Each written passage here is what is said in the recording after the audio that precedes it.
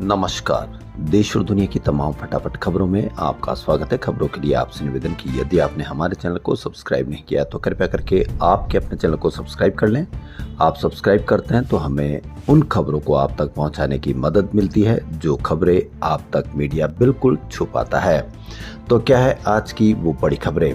कांग्रेस सांसद राहुल गांधी ने आज कहा कि त्रिवेंद्रम में कि अगर वे पॉलिटिक्स में नहीं होते तो एयरोस्पेस की दुनिया में एंटरप्रेन्योर होते। राहुल ने कहा कि वे एक पायलट हैं, उनके पिता और चाचा भी पायलट थे, यह परिवार में चलता है। राहुल केरल के 2 दिन के दौरे पर है। वह टेक्नो पार्क में इंफॉर्मेशन टेक्नोलॉजी फ्रेटर्निटी के साथ बातचीत कर रहे थे। इस दौरान उन्होंने चाइना के इंडस्ट्रियल सिस्टम की तारीफ की। तारीफ किस पर की होगी, कैसे की होगी, कौन सा संदर्भ रहा होगा, लेकिन यदि मीडिया ने अभी इसको अगर पकड़ लिया होगा तो आपको जबरदस्त तरीके से नेगेटिविटी की खबर आपको पेश कर देगा।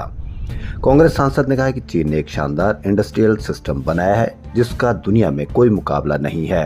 क्या आप भी मानते हैं कि चाइना का शानदार इंडस्ट्रियल सिस्टम है? यह खबर आपको बतानी चाहिए कि वह क्यों है, लेकिन मीडिया आपको नेगेटिविटी में इस कदर उलझा चुका है कि अब आपके समझ से परे है कि आपको क्या अच्छा है क्या बुरा है, ये मीडिया डिसाइड करता है। लेकिन हमें उनका जबरदस्ती वाला सिस्टम पसंद नहीं, वह डेमोक्रेटिक नहीं है। राहुल गांधी ने केरल के इडुक्की जिले के कुट्टिकनम में चाय बागान के मजदूरों से भी बातचीत की, यानी वहां पर भी एक मास्टर स्ट्रोक लगाया। अमेरिका, इजराइल और ईरान जंग का आज 8वां दिन है। ईरान ने बीते एक हफ्ते में सऊदी अरब, यूएई और जॉर्डन में तैनात अमेरिका के terminal high altitude area defence यानी थार्ड सिस्टम को निशाना बनाया है। मीडिया रिपोर्ट्स के अनुसार इन हमलों में जॉर्डन के एयरबेस पर लगे थार्ड का राडार सिस्टम तबाह हो गया। एक थार्ड सिस्टम की कीमत 22,000 करोड़ रुपए तक होती है, जबकि थार्ड के राडार सिस्टम की कीमत 2700 करोड़ रुपए तक होती है। यह रडार थार्ड सिस्टम का एक अहम हिस्सा होता है और दुश्मन की बैलिस्टिक मिसाइलों को पहचानने और ट्रैक करने का काम करता है। अमेरिका के पास सिर्फ 7-8 थार्ड सिस्टम ही मौजूद है, इसलिए इसे बड़ा सैन्य नुकसान माना जा रहा है। केंद्र सरकार ने घरेलू गैस सिलेंडर 60 रुपए महंगा कर दिया है। कहीं पर भी कोई चर्चा नहीं, कहीं पर भी कोई रसोई में जाकर किसी मीडिया की रिपोर्ट नहीं। क्यों? क्योंकि वो जानता है कि आपका खून में उबाल होना चाहिए, मन में सवाल नहीं होना चाहिए। दिल्ली में 14.2 किलोग्राम की एलपीजी गैस अब 913 रुपए की मिलेगी, पहले ये 853 रुपए की थी। वहीं 19 किलोग्राम वाले कॉमर्शियल सिलेंडर में भी 115 रुपए का इजाफा किया गया है। यह अब 1883 रुपए का मिलेगा। बड़ी कीमतें आज से लागू हो गई, यानी आपको कहीं पर भी कोई बचाव नहीं, बचत नहीं, राहत नहीं। इससे पहले सरकार ने 8 अप्रैल 2025 को घरेलू सिलेंडर के दामों में 50 रुपए का इजाफा किया था, यानी ये बढ़ोतरी करीब 1 साल बाद की गई है। वहीं 1 मार्च 2026 को कॉमर्शियल गैस सिलेंडर के दाम 31 रुपए तक बढ़ाए गए थे। पश्चिम बंगाल की मुख्यमंत्री ममता बनर्जी का धरना आज लगातार दूसरे दिन भी जारी है। ममता ने शुक्रवार की रात धरना स्थल पर ही बिताई। ममता ने राज्य में स्पेशल इंटेंसिव रिवीजन यानी एसआईआर में वोटर लिस्ट से नाम हटाने के विरोध में 6 मार्च दोपहर 2 बजे से कोलकाता के एस्प्लेनेड मेट्रो चैनल पर धरना शुरू किया है। ममता बनर्जी ने समर्थकों को संबोधित करते हुए आरोप लगाया कि पोस्ट एसआईआर में वोटर लिस्ट से वोटर्स का नाम हटाना बंगाल को बांटने के इरादे से किया गया है। भाजपा बंगाल को बांटकर वोट छीनने की योजना बना रही है। वह भाजपा नेता अन्य राज्यों में बंगाली भाषी लोगों को परेशान कर रहे और बंगालियों को उनके वोट देने के अधिकार से वंचित करने की साजिश रच रहे हैं।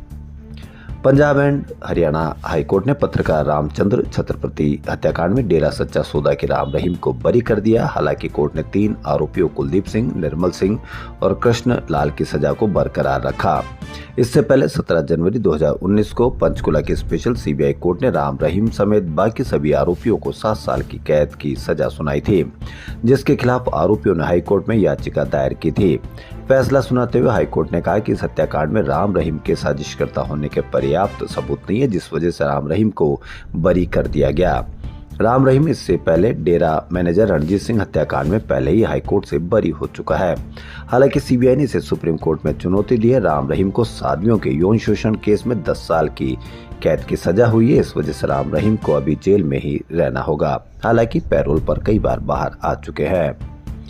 भारत को रूस से तेल खरीदने के लिए अमेरिका की ओर से जो 30 दिनों की छूट का ऐलान किया, सियासी घमासान शुरू हो गया है।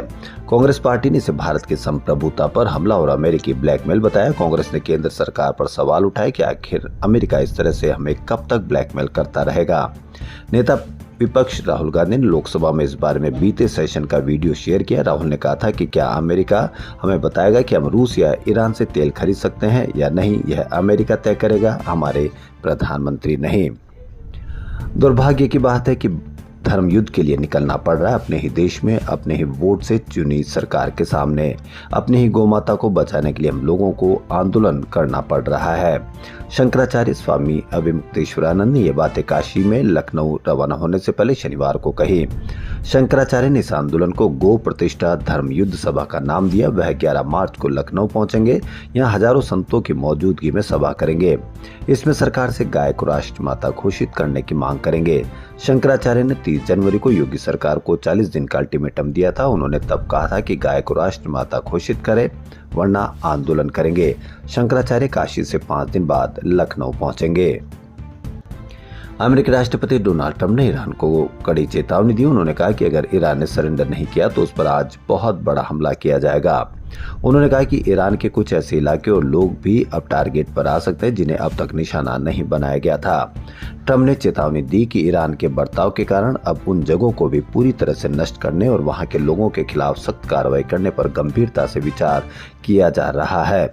ट्रंप ने कहा कि ईरान अब मिडिल ईस्ट का दबंग देश नहीं रहा। उनके अनुसार ईरान अब हारने वाला देश बन चुका है।